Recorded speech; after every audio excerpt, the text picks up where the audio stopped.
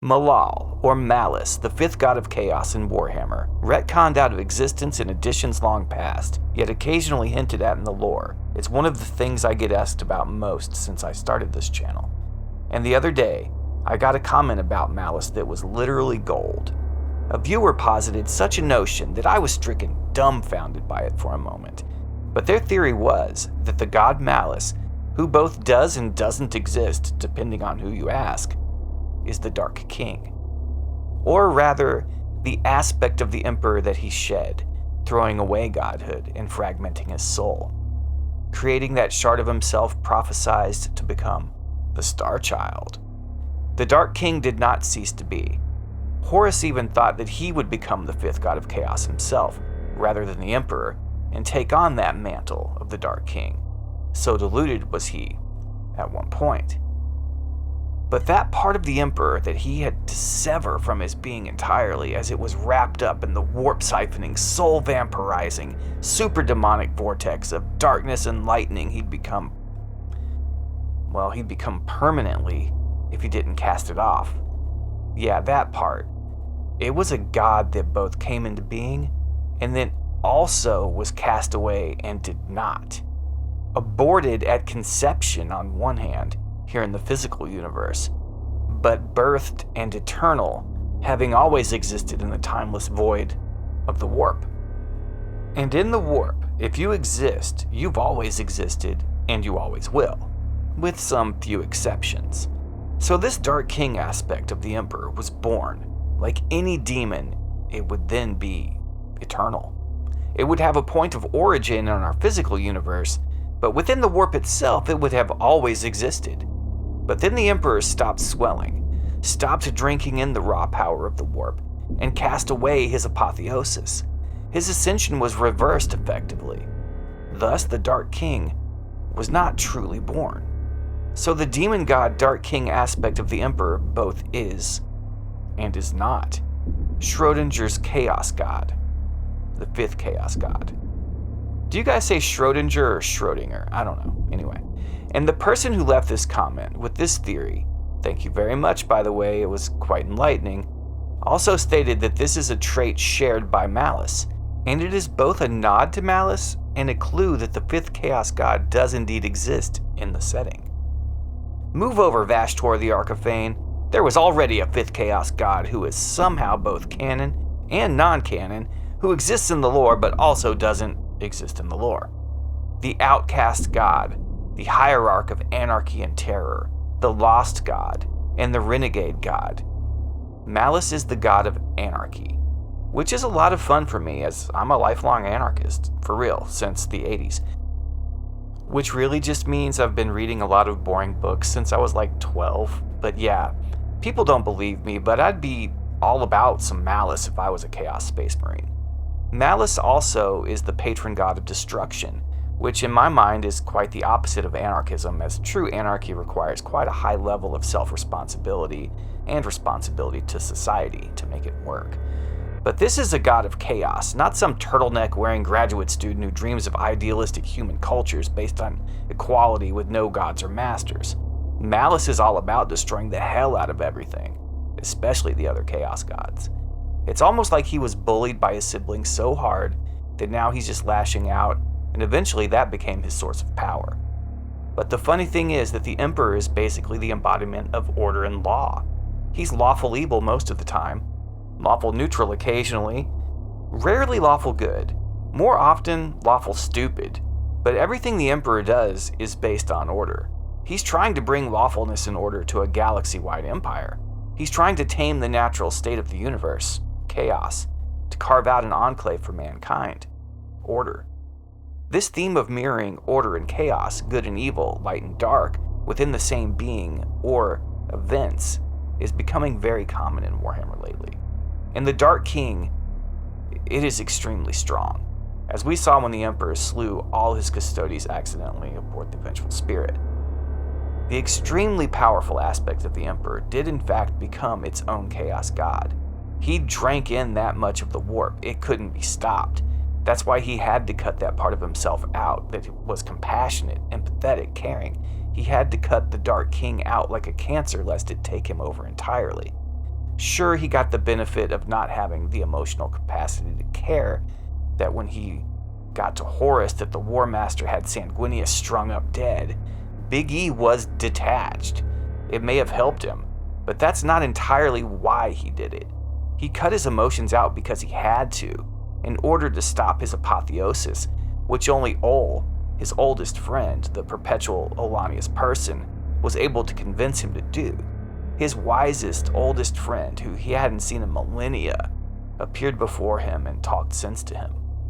Without that chance encounter, without that talking down from the ledge, so to speak, the Emperor would have crossed the point of no return and become the fifth Chaos God, the Dark King, the Chaos entity who stands in opposition to all the other Chaos Gods, to the entirety of the Pantheon, and who is empowered by hurting those other gods.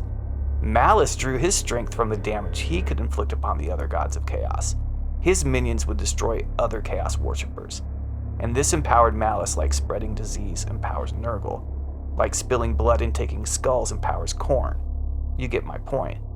Malice is strengthened by battling the other Chaos gods.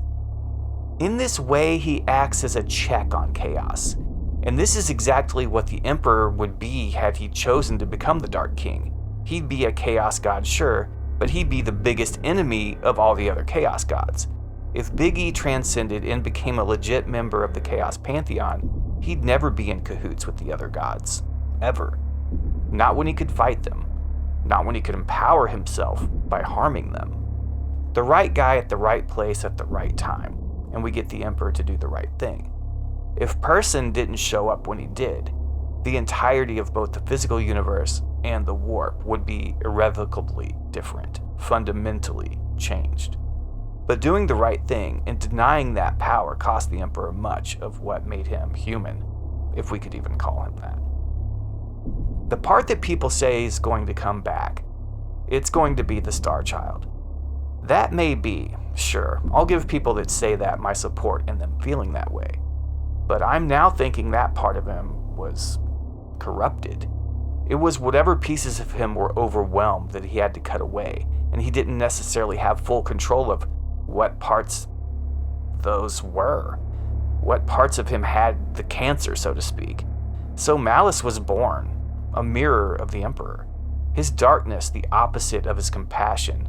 It is Malal, Malice incarnate. The Emperor, being the avatar of order, split and created the avatar of anarchy as well. The reflection in the warp of the trillions of human lives lost and worlds destroyed in the Horus Heresy was no small thing. The battles between the Primarchs, between Horus and his father, were reality-bending in their own right. The Siege of Terra, the culmination of what was supposed to be the ascension of a dark god. Horus thought it would be him. The Emperor almost stole that and made it himself. The entire heresy, the Siege of Terra, and the final battle was all a ritual to bring about the Dark King. Horus wanted to become a god, and ironically found the power he was cultivating manifested in his father instead. Malice was the result, the way the Eldari's excess birthed Slaanesh. Or so this theory goes. And I have to say, I really like it. I've wanted to paint a Sons of Malice army since the early 2000s when I was looking at their color scheme in the 3rd edition Codex Chaos Space Marines, so was stoked to hear this viewer's thoughts. It really made me think a lot. Even if it is not specifically going to be named Malice, that part of the Emperor is out there. It is dark, and it is powerful, and it is probably growing in the warp. It did not find its home within the War Master, possessing the Lupercal, nor did it manifest within the Emperor of Mankind, who was reluctant and hesitant, yet desperate for the power that he drank in. In the way that Draknian was born in the warp, from the most senseless, and in my honest opinion, bitch-ass murder in the entire Horus Heresy, because Erebus is a giant bag of dicks, Malice was born from the entirety of the heresy, the casting off of the Dark King, and the sacrifice of multiple Primarchs upon the altar of war. And honestly, I think that the forces of chaos could use more anarchy within their ranks. I mean, this is the 41st millennium, and they're representing the gods of chaos. This isn't just some post-apocalyptic Terran story like the Road Warrior. No, this is galactic in scale. It's way beyond Thunderdome. I've always loved Malal, Malice, whatever guise it takes and whatever setting it appears in. But I was never one of those people who held on to hope that one day he'd be a part of the setting again. I felt that would be naive. But I have to say it does add up in a lot of ways. Darkness born from light, anarchy mirroring, order, the god who is canon and not canon depending on what year it is and how you're feeling about it, the god who exists but doesn't exist. Now perhaps it isn't truly on the level of the other chaos gods. And malice or not, it certainly exists. The flip side of this story is that perhaps the Star Child will be born if the Emperor's body dies. But the Star Child isn't just the parts of himself he cast off, like his love and compassion. It is all that power that the Dark King aspect entailed. Those good, wholesome parts of him became intrinsically intertwined with the darkness, and now they're one. And the Dark King may just be what we get if and when the throne fails and the Emperor perishes. There are many avenues that Games Workshop could go down with this, and explore the Emperor's soul in many ways. And with all the fixation on the Star Child, I feel like it is going to be a shock if it is ever to pay off. A horror more than salvation of any sort. A nightmare from which humanity cannot escape, that will leave the million worlds of the Imperium cursing the Emperor's name and wishing that Horus had won. Who knows for sure at this point, but I found this fan theory about Malice too compelling to ignore, and just had to chime in with what I thought about it, as it is definitely one of the most neglected beings in 40k. And let's be honest, the color scheme of the Sons of Malice is so badass it should be illegal. Like, it literally looks amazing. So there's a third option though. The Dark King aspect, malice or not, is opposed by the Star Child. That those forces keep each other in check, and they are to the Emperor essentially what the Gold Angel and the Black Angel are to Sanguinius. I don't know, it's just a thought. You guys let me know in the comments what you think, and also let me know, do you have a Sons of Malice army or the desire to build one like I do? Do you even consider the 5th Chaos God to be canon at all at this point? And most importantly, did Games Workshop low-key bring him back into the setting?